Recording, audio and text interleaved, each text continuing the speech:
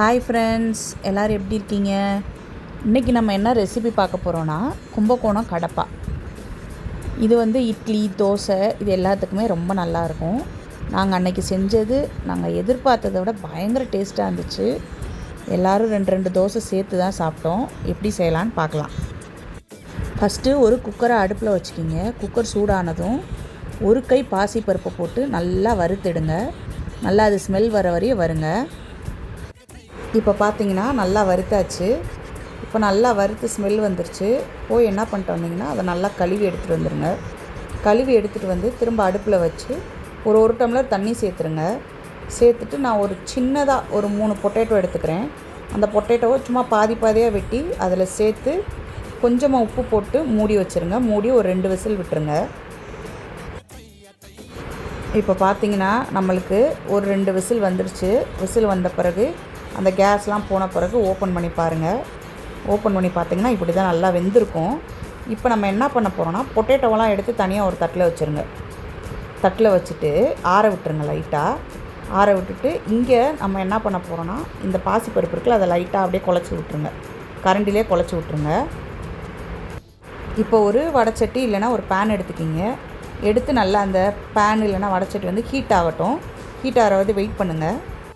இப்போ ஹீட் ஆனதும் அதில் நம்ம எண்ணெய் சேர்த்துக்கலாம். நான் கடலெண்ணெய் சேர்க்குறேன். உங்களுக்கு எந்த எண்ணெய் வேணுமோ அந்த எண்ணெய் சேர்த்துக்கலாம்.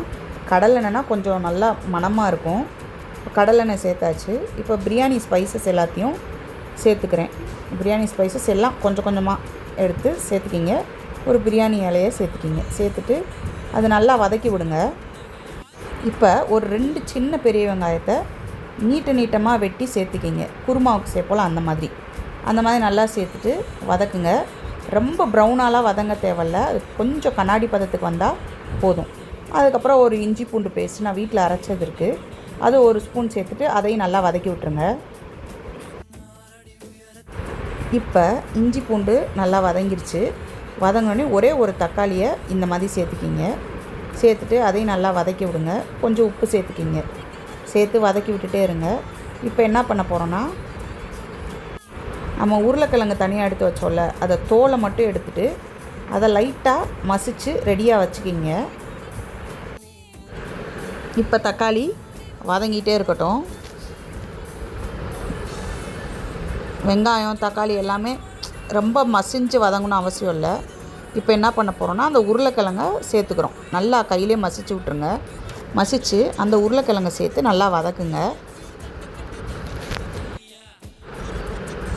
இப்போ ஒன்று சேர வதக்கிட்டு இப்போ என்ன பண்ணுறோன்னா நம்ம பருப்பு வேக வச்சோம்ல அந்த பருப்பை ஊற்றிடுங்க. பருப்பு ஊற்றி நல்லா கலந்து விட்டுருங்க. நல்லா கலந்து விட்டுட்டு அது கொதிக்கட்டும். அது வரையே வெயிட் பண்ணுங்கள். இப்போ அது கொதிக்கிறதுக்குள்ளே நம்ம அரைக்கணும். இதுக்கு தேங்காய், பச்சை மிளகா, கொஞ்சம் சோம்பு, கொஞ்சம் பொரிகடலை, அப்புறம் கசகசா இதை எடுத்துக்கிங்க. இப்போ இது எல்லாத்தையும் போய் மிக்சியில் போட்டு ரொம்ப வலுவலுப்பாகவும் வேணாம், ரொம்ப குறப்பாகவும் வேணாம், ஒரு மீடியமாக அரைச்சிக்கிங்க. அரைச்சி எடுத்துகிட்டு இதில் சேர்க்க போகிறோம். அவ்வளோதான்.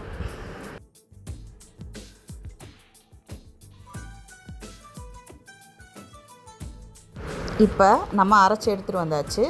இப்போ இந்த குருமாவில் சேர்த்து நம்மளுக்கு தேவைப்படுற அளவுக்கு தண்ணி ஊற்றி நல்லா கலந்து விட்டு உப்பு பார்த்துக்கிங்க. அவ்வளோதாங்க. கொதிச்சா குருமா ரெடி ஆயிரும்.